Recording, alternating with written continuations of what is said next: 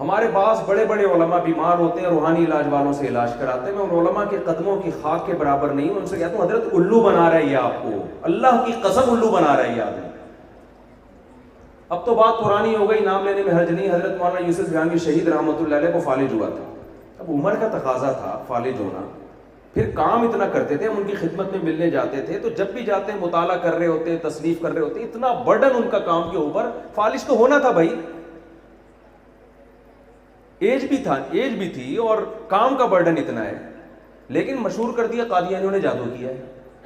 حضرت پہ اتنا دباؤ ڈالا, جادو کیا ہے, وہ انہوں نے علاج شروع کر دیا کسی ٹوپی ڈرامے سے. وہ جادو اتارے گا, الو کا پٹھا ان کا, حضرت کا علاج کرے گا. اس ٹوپی ڈرامے سے میں ملا. مجھے یہ عاملوں کا نام ٹوپی ڈرامہ ہی نکلتا ہے منہ سے, ادب سے نام میری مجبوری ہے, میرے نکلتا ہی ان کمبختوں کا نام. میں اس کمبخت سے جا کے ملا, تو جب میں نے اس سے بات چیت کی, میں نے کہا تو اس کو اپنی سیٹنگ آؤٹ ہے, اس کو تو خود علاج کی ضرورت ہے, اس کو پتہ ہی نہیں چل رہا میں بول کیا رہا ہوں. وہ ایک آدمی نا بیچارہ کے آنکھوں میں اعورار تھا, بھینگا پن تھا. اسے کسی لڑکی نے چھیڑنے کے لیے کہہ دیا کہ تیری آنکھیں, کسی ایکٹر کا نام لیا کہ اس سے ملتی ہیں, کوئی ندیم پرانا ایکٹر تھا, اس سے بولے تیری آنکھیں ندیم سے ملتی ہیں.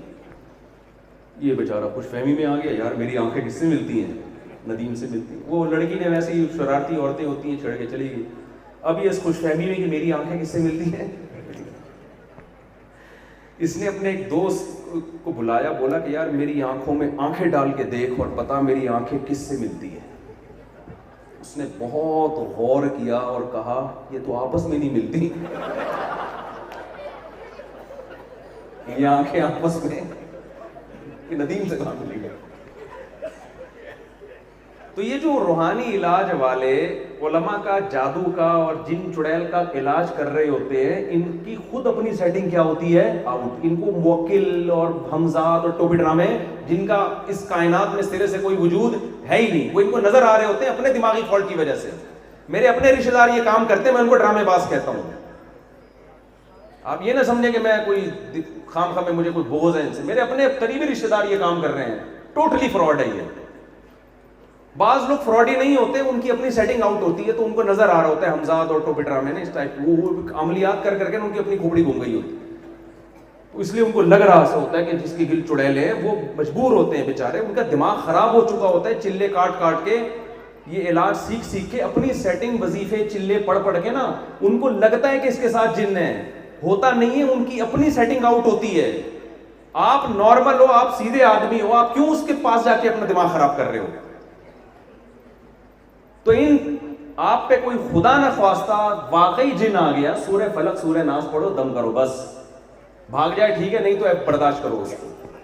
عاملوں کے پاس گئے, وقتی طور پہ اترے گا, دوبارہ آئے گا, پھر آپ کے ماموں پہ بھی آئے گا, آپ کے ماں پہ بھی آئے, پورا خاندان لپیٹ میں نہیں آیا, میرا نام بدل دینا آپ.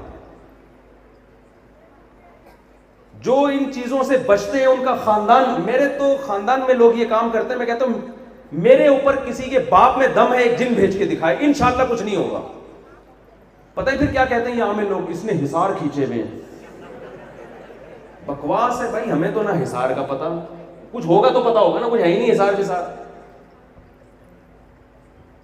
میں اپنا ایک قصہ سناتا ہوں آپ کو, آج سنا دیتا ہوں, بڑا پرانا ہو گیا, آپ تھوڑا فریش بھی ہو جائیں گے نا, بس بیان ابھی سمیٹ رہا ہوں. میں نے 4-5 سال پہلے کی بات ہے, عاملوں کے خلاف بہت بولنا شروع کیا. میں نے کہا ان کے باپ میں دم ہے نا, ایک جن چڑیل بھیج کے دکھائے, مجھ پہ جادو کر کے دکھائے. دیکھو یہ لوگ کہتے ہیں کہ پیغمبر صلی اللہ علیہ وسلم پہ جادو کا اثر ہو گیا تو کسی اور پہ کیوں نہیں ہو. یہ ان کے پاس بڑی زبردست دلیل ملی. لوگ فوراً متاثر ہو جاتے ہیں, یار جب سید الانبیاء پہ ہو گیا تو ہم کس کھیت کی مولی ہیں. او بھائی جادو اتنا آسان کام نہیں ہے, اس میں قوت خیالیہ کا بہت دخل ہوتا ہے. ہمارے نبی پر جو اثر ہو گیا تھا اس کی وجہ تھی, ایک حکمت تھی کہ یہودی آپ کو جادوگر کہتے تھے. اللہ کے نبی, اللہ تعالیٰ نے آپ پہ تھوڑا اثر ہونے دیا تاکہ یہ تانے سے آپ کیا ہو جائیں, بری ہو جائیں. یہ حکمت تھی. اتنا آسان ہوتا تو ابو بکر پہ کیوں نہیں ہوا, عمر پہ کیوں نہیں ہوا, عثمان پہ کیوں نہیں ہوا, علی پہ کیوں نہیں ہوا. اتنے اختیارات جادوگروں کو ہوتے تو یہی کام کر رہے ہوتے نا بیٹھ کے. عمران خان کیوں نہیں کرا دیتا نواز شریف پہ, نواز شریف کیوں نہیں کرا دیتا عمران خان پہ, ہے بھائی. یہ تو بڑے مزے سے ہو جاتا ہے حساب کتاب. ایک صاحب سے میں نے کہا یہ سیاسی لیڈر کیوں نہیں کرا دیتے؟ کہتے کراتے ہیں, دوسروں نے بھی اپنے ساتھ عامل رکھے ہوئے ہوتے ہیں. میں نے کہا بس کرو یار, کوئی عامل نہیں ہوتے بھائی.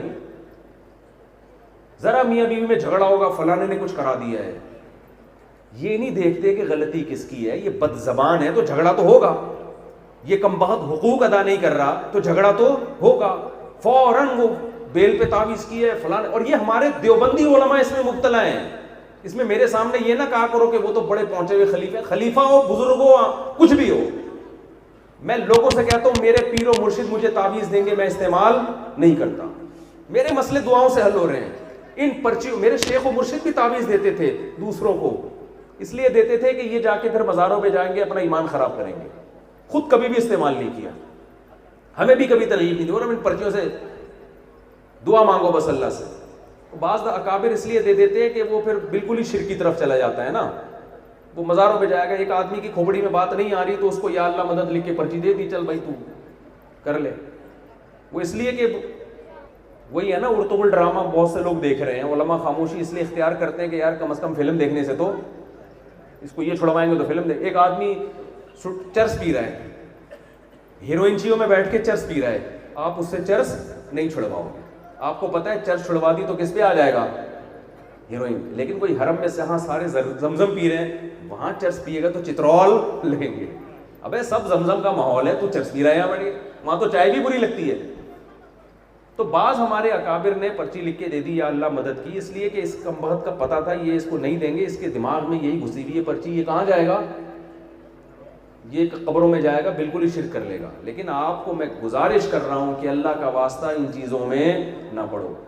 دیکھو زکریا علیہ السلام کے آخر وقت تک اولاد نہیں ہوئی, کوئی تعویذ استعمال نہیں کیا, ساری زندگی دعائیں مانگتے رہے ہیں. ذکر رحمت ربک عبدہ زکریا اذ نادى ربه نداء خفیا قال رب انی وهن العظم منی واشتعل الرأس شیبا ولم اکن بدعائک رب شقیا. اے اللہ میں بوڑھا ہو گیا, میرے سر کے بال سفید, میری بیوی بوڑھی بھی بانجھ بھی, مگر تیری رحمت سے مایوس نہیں ہوں, مجھے اولاد دے دے. اللہ نے دے دی اولاد. کہیں گئے کسی روحانی ٹوپی ڈرامے کے پاس یا کہیں تعویذ لا کے پرچی رکھی ہو؟ کچھ بھی نہیں. اللہ سے مانگتے رہے ساری زندگی. یونس علیہ السلام مچھلی کے پیٹ میں گئے ہیں, دعا مانگی لا الہ الا انت سبحانک انی کنت من الظالمین. اللہ میں غلطی پر ہوں, میری غلطی ہے, میں معافی چاہتا ہوں, تو ہر عیب سے پاک ہے. یہ دعا تھی, اللہ نے مچھلی کے پیٹ سے نکال دیا. ہمارے ہاں کوئی ٹینشن ہوگی نا, سب سے پہلے کسی نے کچھ کر دیا. صبح و شام یہی مسئلے ہیں. یوسف علیہ السلام پر کتنی مصیبتیں آئیں. بچپن میں کنویں میں ڈالا گیا, پھر کنویں سے نکلے تو بازار میں فروخت ہو گئے, بازار میں فروخت ہوئے تو بادشاہ کے محل میں معاذ اللہ ملازم بن کے رہے, پھر ساری زندگی عفت اور پاک دامنی سے رہے, بادشاہ کی بیوی پہ کبھی بری نظر نہیں اٹھائی. لیکن الزام کس پہ لگ گیا؟ خود یوسف علیہ السلام پہ لگ گیا. غلط الزام کی بیس پہ جیل میں چلے گئے. مصیبتیں آ رہی ہیں کہ نہیں آ رہی؟ جیل میں گئے, ایک اچھا ایک خواب کی تعبیر سنائی, امید ہوئی اب رہائی ہو جائے گی. جس کمبخت کو بولا کہ تو مجھے یہاں سے نکلوا دے, وہ بادشاہ کے سامنے تذکرہ کرنا بھول گیا. ایک اور بڑی مصیبت, دسیوں مصیبتیں. ادھر یعقوب علیہ السلام پر بھی مصیبتیں. بیٹا گیا, ساری زندگی روتے رہے, بجائے اس بیٹے کا عطا پتہ چلتا دوسرا بیٹا بھی گیا. ہم ہوتے, ہم کہتے ہیں یار یقیناً کسی نے کچھ کیا ہے. لوگ آتے ہیں نا, یار مفتی صاحب کاروبار ہی نہیں چل کے دے رہا, ابھی کاروبار میرا ابھی اٹھا ہی تھا کہ میری والدہ کا انتقال ہو گیا, پھر جناب میری شادی ہو گئی. یعنی یہ بھی ایک ٹینشن والا کام بن گیا. ابھی میرے ہنسنے کے دن آئے تھے, میری کیا ہو گئی؟ شادی ہو. شروع میں تو یہ سوچ کے کر رہا ہوتا ہے خوشی کی بات ہے نا, بعد میں کہہ رہا ہے یار یہ بھی ایک کسی نے کچھ کر دیا ہے. ہم پہ کچھ مصیبتیں نہیں آتی جو پیغمبروں پہ آئی ہیں. ایک دفعہ بھی تو یوسف علیہ السلام نے یہ نہیں کہا کہ لگتا ہے کسی نے کچھ کر دیا, کچھ بھی نہیں. دعائیں مانگ رہے ہیں اللہ سے. یعقوب علیہ السلام بھی جب پریشانیوں پہ پریشانیاں, کیا کہتے ہیں, انما اشکو بثی وحزنی الی اللہ, میں اپنا غم کس سے بیان کرتا ہوں؟ اللہ سے. وَأَعْلَمُ مِنَ اللَّهِ مَا لَا تَعْلَمُونَ, اسی میں خیر ہوگی. پھر جب یوسف علیہ السلام اپنے والد سے ملتے ہیں کئی سالوں کے بعد, پریشانیوں کے بعد, اب جب پریشانیاں ختم ہونے کا وقت آیا ہے تو کہیں بھی پریشانی کا تذکرہ نہیں کر رہے, پریشانی سے نکلنے کا تذکرہ کر رہے ہیں. اذ اخرجنی من السجن, کنویں میں جانے کا تذکرہ نہیں ہے. اے میرے ابا, میرے اللہ نے مجھ پر احسان کیا, مجھے کنویں سے نکالا ہے. بھائی ہم ہوتے, ہم کہتے ہیں ابا یہ تو میں ابھی بادشاہ بنا ہوا ہوں, ابھی آپ دیکھ رہے جو میں نے ماضی گزارا نا, ابا بس مجھ سے نہ پوچھو. پھوٹ پھوٹ کے رو رہے ہوتے ابا سے مل کے, ابا ایسی ٹینشن تھی کہ ان کمبختوں نے مجھے کنویں میں پھینکا تھا. اور یہ ساری یہ تعویذ گنڈے والے ہیں, یہ سارے کون ہیں؟ تعویذ گنڈے والے.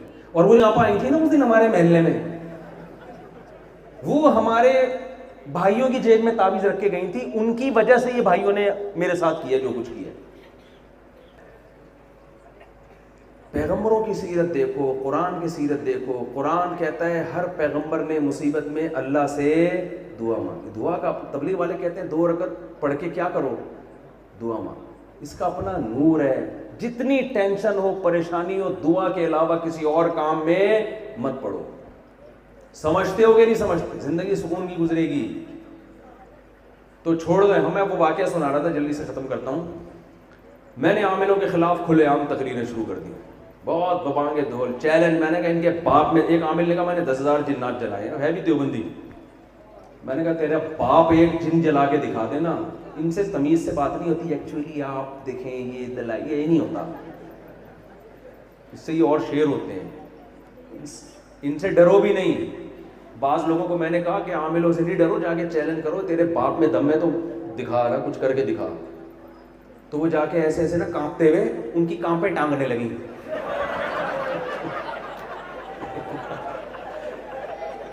وہاں جا کے نا ان کی کانپیں ٹانگ رہی ہیں وہاں جا کے. اور تو میں نے کہا ایسے نہیں ہوتا, ایسے تو تم اثر قبول کرو گے, کچھ نہیں بھی ہونا وہ ہو جائے گا. ایک نوجوان نے مجھے فون کیا کہ عامل نے مجھے دھمکی دی ہے 24 گھنٹے کے اندر تیرا یہ ہو جائے گا, کچھ ہو جائے گا. میں نے کہا اب وہ گھبرا رہا ہے نا, میں نے کہا گھبرائے گا تو نہیں بھی ہونا ہوگا, ہو جائے گا. اس کو فون کر کے کہے تیرے باپ میں دم ہے نا, 24 نہیں تجھے 48 گھنٹے کا ٹائم ہے, ٹھیک ہے نا, تو کچھ کر کے دکھا.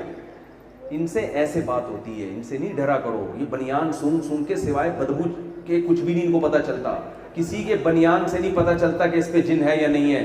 کسی کے پجامے میں اللہ نے یہ صلاحیت نہیں رکھی ہے کہ پجامہ سون کے پتہ چل جائے کہ اس پہ جن ہے یا نہیں. کم بخت بے شرم لوگ خواتین کے بنیان سونگ رہے ہوتے ہیں. اپنی عورتوں کے بنیان کسی مرد کو سنگھانا یہ پرلے درجے کی بے شرمی ہے یا نہیں ہے؟ تو میں نے بیانات شروع کر دیے. میں نے کہا ڈرامے باز ہے. اور میں نے کہا تم ایک جن لا کے دکھا دو. اللہ کی قدرت دیکھو میرے ساتھ ہوا کیا. میرے ساتھ یہ ہوا, سردیوں کے دن تھے, میں گھر میں رات کو سو رہا ہوں, اچانک ٹھا کی آواز آئی نا, جیسے ہماری چھت پہ کوئی پتھر آ کے لگا ہو. جیسے نہیں باہر سے پتھر آیا, پتھر آ کے لگا ہو. ہم نے کہا کوئی بچے نے پھینک دیا ہوگا, لیکن 12 بجے کون پتھراؤ کرے گا. گھر والے بھی ڈر گئے. میں نے کہا پتہ نہیں یہ کیا ہے. تھوڑی دیر میں دوسرا پتھر, ڈھڑم, ایک اور, پھر پتھراؤ شروع. اور یہ کیا ہو رہا ہے بھائی. میں نے کہا اوپر جا کے دیکھتا ہوں. گھر والوں نے روک دیا, بھائی کوئی خطرہ ہے, کوئی جان کا خطرہ نہ ہو. اس زمانے میں یہ ٹارگٹ کلنگ بھی بہت ہو رہی تھی, علماء کا قتل بھی بہت ہو رہا تھا. حضرت مولانا شمشیرپوری شہید رحمۃ اللہ علیہ, جو بنی حضرت مفتی نظام الدین شہید, یہ سارے وہ جو ایک لائن لگی ہوئی تھی شہادتوں کی. اب پتھراؤ ہو رہا ہے. پھر تھوڑی دیر میں کیا ہوا, جیسے نلکا نہیں کھل جاتا, چھت کا نلکا کھلا ہے, پریشر سے پانی آ رہا ہے. ایسے لگا جیسے نلکا, میں بولے نلکا کس نے کھولا ہے, نلکا کس نے کھولا ہے بھائی. پہلی رات تو ہم بھی تھوڑا احتیاط کی, کوئی اوپر کوئی بہانے سے بلا, کیونکہ چھت ہماری بالکل کھلی ہوئی تھی, اس پہ کوئی بھی باہر سے چڑھنا چاہتا چڑھ سکتا. اب تو خیر دیوار بنا دی ہے. احتیاط ہم نے بھی کیا, ٹارگٹ کلنگ ہو رہی ہے. گھر والے بھی گھبرا گئے.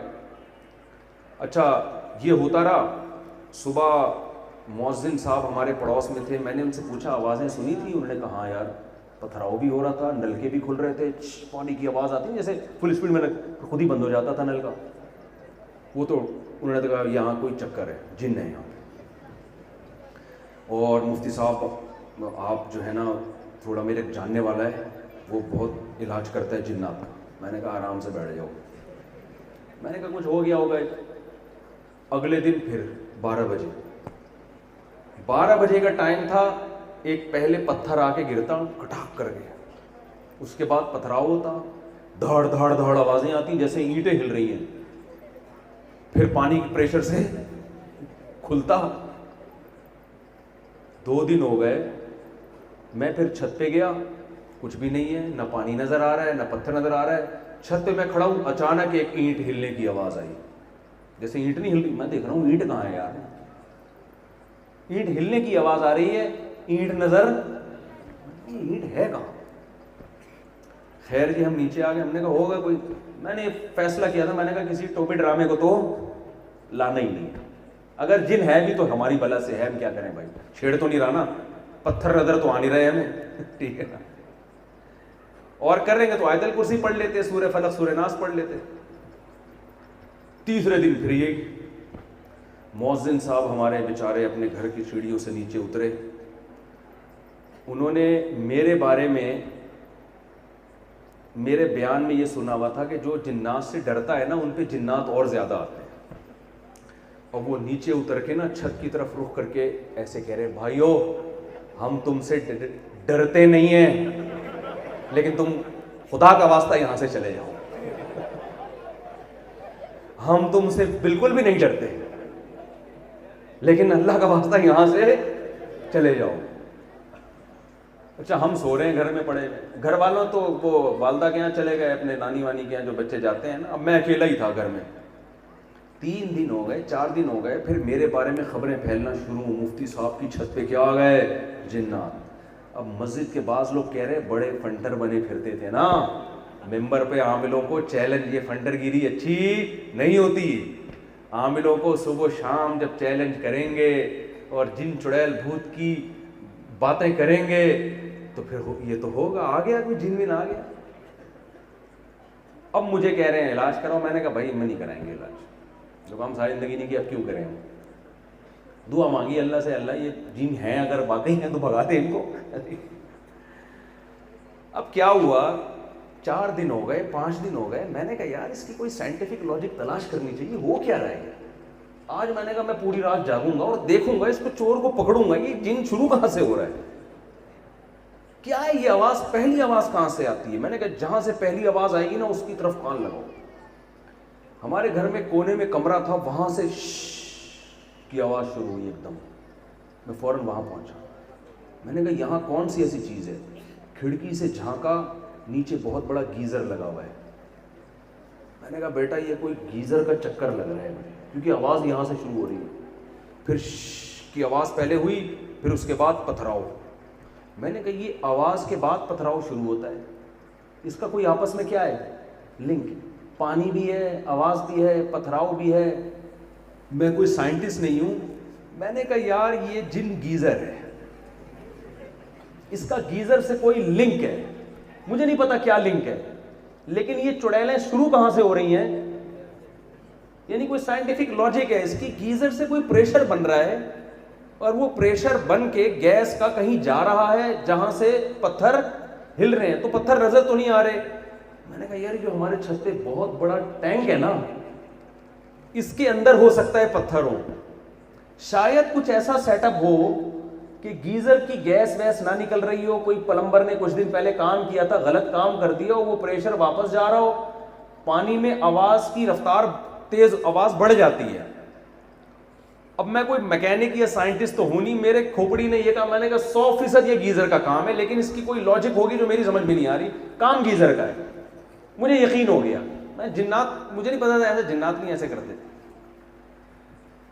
تو میں نے مؤذن صاحب سے کہا, میں نے کہا رات میں نے جن پکڑ لی الحمدللہ, اور جن نے مجھ سے یہ کہا ہے کہ میں نہیں آؤں گا بشرطے کہ گیزر نہ چلاؤ.